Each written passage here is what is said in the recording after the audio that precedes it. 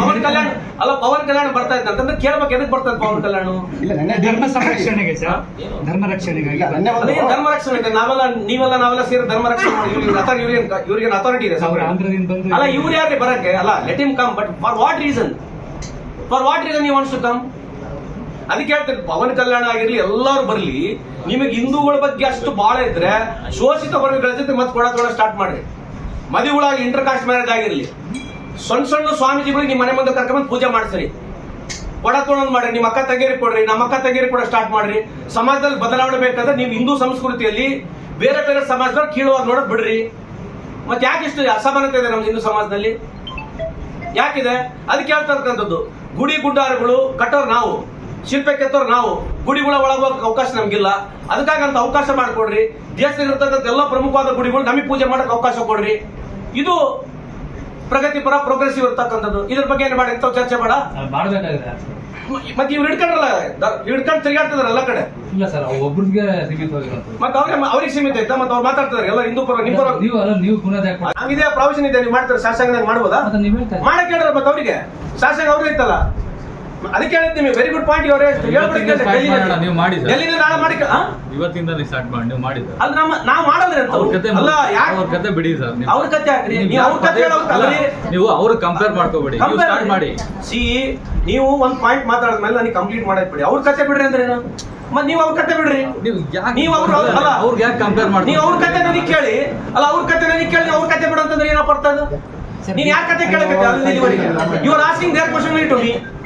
You are asking their question to me only. ನಿಮ್ಮ opinion ಹೇಳಿ. ನಮ್ಮ ಒಪಿನಿಯನ್ ಹೇಳ್ದಲ್ರಿ, ಈಗ ಹೇಳ್ದಲ್ಲ, ಮದುವೆ ಮಾಡಿಸ್ಬಿಡ್ರಿ. ಎಲ್ಲಾ ಹಿಂದೂ ಸಮಾಜಗಳು ಸೌಕರ್ಯಗಳು ಏನಾದ್ರೆ ಎಲ್ಲಾ ಸಣ್ಣ ಸಣ್ಣ ಬುಡು ಹಿಂದೂಗಳಿಗೆ ರೊಕ್ಕ ಕೊಡಬೇಕು, ಆಸ್ತಿಗಳನ್ನ ಹಂಚಬೇಕು, ಸಮಾನತೆ ಬರಬೇಕು. ನಮ್ಮ ಸಮಾಜಗಳು ದೊಡ್ಡ ದೊಡ್ಡ ಸಮಾಜಗಳು ಏನಾದ್ರೆ ಸಣ್ಣ ಸಣ್ಣ ಸಮಾಜಕ್ಕೆ ಮದುವೆ ಆಗ್ಬೇಕು. ಇದಾದ್ರೆ ಒಂದ್ ಸಮಾನತೆ ಬರ್ತದೆ. ಮಾತಾಡ್ಕೊಂಡು ಮುಸ್ಲಿಂರಿಗೆ ಹೆಚ್ಚು ಅನುದಾನ ಯಾರು ಅನುದಾನ ಕೊಟ್ಟಾರಿ? ನೋಡ್ರಿ, ಇಲ್ಲಿವರೆಗೆ ಮೋದಿ ಸಾಹೇಬ್ರೆ ಪಾಕಿಸ್ತಾನ ಹೋಗಿದ್ದು, ನಾವು ಹೋಗಿಲ್ಲ.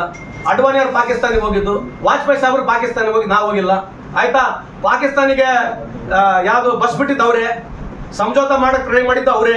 ಆಯ್ತು, ಇದೇ ಸ್ಕೀಮ್ಗಳು ಎಂಪಿನಾಗಿಲ್ಲ, ಇದು ಮೈನಾರಿಟಿ ಸ್ಕೀಮ್ಗಳು ಇಲ್ಲ. ಇದೇ ಸ್ಕೀಮ್ಗಳು ಬೇರೆ ಸ್ಟೇಟ್ಗಳಲ್ಲಿ, ಇದೇ ಸ್ಕೀಮ್ಗಳು ಮಧ್ಯಪ್ರದೇಶದಲ್ಲಿ ಯುಪಿನಲ್ಲಿ ಐತಿಲ್ಲ. ಚೆಕ್ ಮಾಡಿ ನೋಡ್ರಿ ಸ್ಕೀಮ್ಗಳು. ಬಿಜೆಪಿ ಅವರು ಪಟ್ಟಿನೇ ಬಿಡುಗಡೆ ಮಾಡಿ ಎಷ್ಟು ನಿಮಗೆ ಅವ್ರಿಗೆ ಎಷ್ಟಾಗಿದೆ, ಬೇರೆಯವರಿಗೆ ಎಷ್ಟಾಗಿದೆ.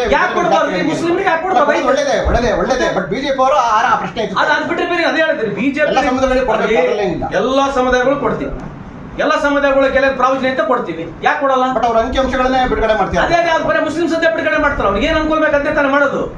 ಈಗ ಮೈನಾರಿಟೀಸ್ ಮೊದಲಿಂದ ಐತೆ, ಮೈನಾರಿಟಿ ಸ್ಕೀಮ್ ಐತೆ. ಈಗ ಮೈನಾರಿಟೀಸ್ ಅವ್ರ ಸೆಂಟ್ರಲ್ ಗೌರ್ಮೆಂಟ್ ಸ್ಕೀಮ್ ಐತೆ, ಅವ್ರು ಕಮ್ಮಿ ಮಾಡಿದ್ದಾರೆ. SC/ST ಗಳಿಗೆ ಇವತ್ತು ಸ್ಕಾಲರ್ಶಿಪ್ ಕಮ್ಮಿ ಮಾಡಿದಾರೆ, ತೋರಿಸ್ತಾರ ಅವರು. SC/ST ಗಳಿಗೆ ಸ್ಕಾಲರ್ಶಿಪ್ ಕಮ್ಮಿ ಮಾಡಿದ್ರೆ ತೋರಿಸ್ತಾರ. ಇವತ್ತು ಸೆಂಟ್ರಲ್ ಗೌರ್ಮೆಂಟ್ 85% SC/ST ಹುದ್ದೆಗಳು ಖಾಲಿ ಇದಾವೆ. ಇದ್ರ ಬಗ್ಗೆ ಚರ್ಚೆ ಮಾಡ್ತಾರಾ? ನೀವು SCP/TSP ಹಣನೇ ಎತ್ಕೊಂಡು ಹೋಗ್ಬಿಟ್ಟು ಗ್ಯಾರಂಟಿ ಹಣ ಏನ್ ಎತ್ಕೊಂಡ್ರಿ? SCP/TSP ತಂದೋರೆ ನಾವು. We are the father of